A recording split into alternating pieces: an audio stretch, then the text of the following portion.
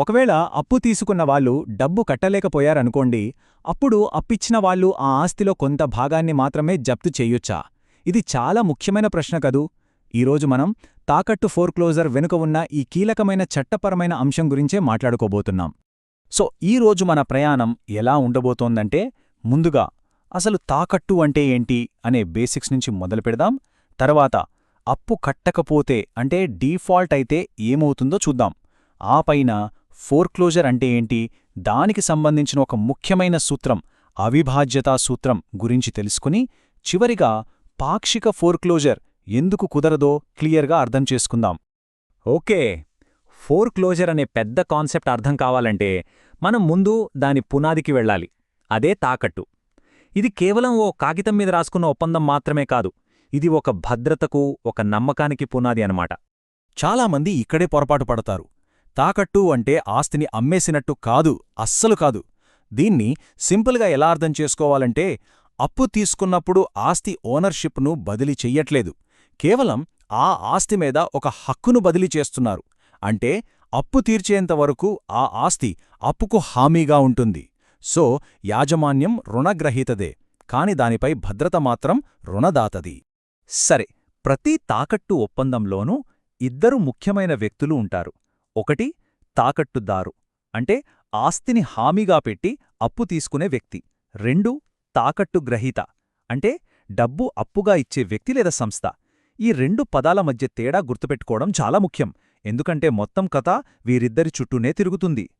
అంతా బాగానే ఉంది, కానీ అనుకున్నట్టుగా ఒప్పందం ప్రకారం జరగనప్పుడు ఏంటి పరిస్థితి? అంటే ఒకవేళ డీఫాల్ట్ అయితే కథ ఎలా మలుపు తీసుకుంటుంది? డిఫాల్ట్ అవ్వడమంటే ఒక వరుసలో పెట్టిన డామినోలలో మొదటిది పడిపోవడం లాంటిది. ఒక్కసారి రుణగ్రహీత డబ్బు కట్టడం ఆపేశాడంటే చాలు, ఇక ఆ తర్వాత జరగబోయే చట్టపరమైన చర్యలన్నింటికీ అదే ఆరంభం. రుణదాతకు యాక్షన్ తీసుకునేందుకు గ్రీన్ సిగ్నల్ ఇచ్చినట్టే. అలాంటప్పుడు అప్పిచ్చిన వ్యక్తికి చట్టపరంగా ఎలాంటి అధికారముంటుంది?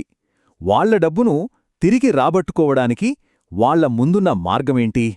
సరిగ్గా ఇక్కడే మన కథలోకి ఫోర్క్లోజర్ అనే పదం ఎంటర్ అవుతుంది.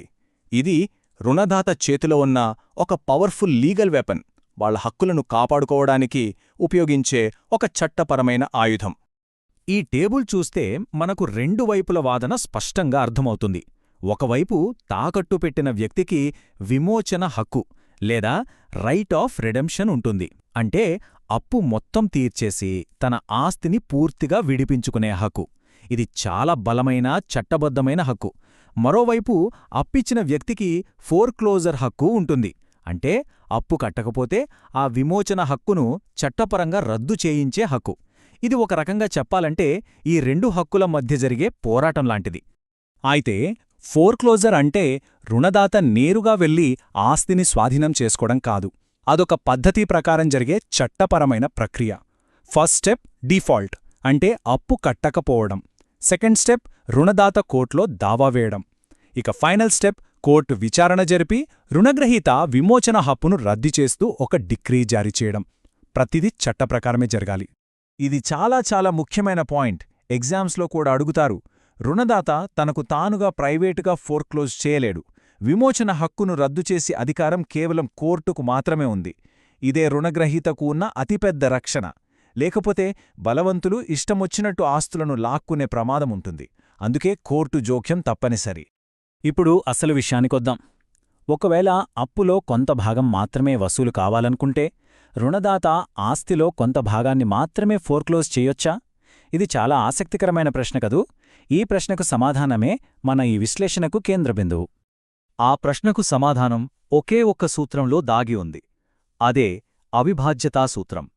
తాకట్టు చట్టంలో ఇది చాలా పవర్ఫుల్ ప్రిన్సిపల్. అవిభాజ్యత, ఈ పేరులోనే ఉంది అర్థం, విడదీయలేనిది అని. ఈ ఒక్క పదం తాకట్టు చట్టం వెనుక ఉన్న మొత్తం తర్కాన్ని మనకు వివరిస్తుంది. అదెలాగో చూద్దాం. ఈ సూత్రం ఏం చెప్తుందంటే, ఒక తాకట్టు అనేది ఒకే ఒక్క సంపూర్ణమైన లావాదేవీ. దాన్ని ముక్కలుగా విడదీయలేం. ఒక గొలుసులాంటిదన్నమాట. గొలుసులో ఒక లింక్ని మాత్రమే తెంచలేం కదా. అలాగే మొత్తం ఆస్తి మొత్తం అప్పుకు భద్రతగా ఉంటుంది. వాటిని వేరు చేయడం కుదరదు. ప్రాక్టికల్గా దీని అర్థమేంటంటే, రుణగ్రహీత సగం అప్పు కట్టేసి సగం ఆస్తిని నాకు ఇచ్చేయండి అని అడగలేడు.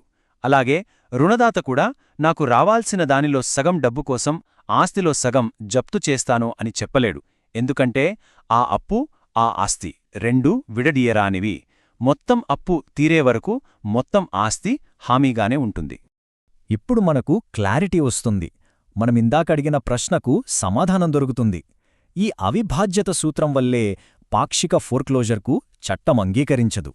సో పాక్షిక ఫోర్క్లోజర్ అంటే సింపుల్గా చెప్పాలంటే రుణదాత మొత్తం ఆస్తికి బదులుగా దానిలోని ఒక భాగాన్ని మాత్రమే అమ్మేయండి లేదా ఫోర్క్లోజ్ చేయండి అని కోర్టును అడగడం. బహుశా తమకు రావాల్సిన అప్పులో కొంతైనా త్వరగా వస్తుందన్న ఆలోచనతో. కాబట్టి మనం గుర్తుంచుకోవాల్సిన అతి ముఖ్యమైన నియమమేంటంటే సాధారణ పరిస్థితుల్లో పాక్షిక ఫోర్క్లోజర్కు అనుమతి లేదు. Full stop. ఒకే అప్పు, ఒకే ఆస్తి, దాన్ని ముక్కలు చేయడానికి వీల్లేదు. అసలు ఈ నియమం ఎందుకంత స్ట్రిక్ట్గా ఉంది? ఆలోచించండి.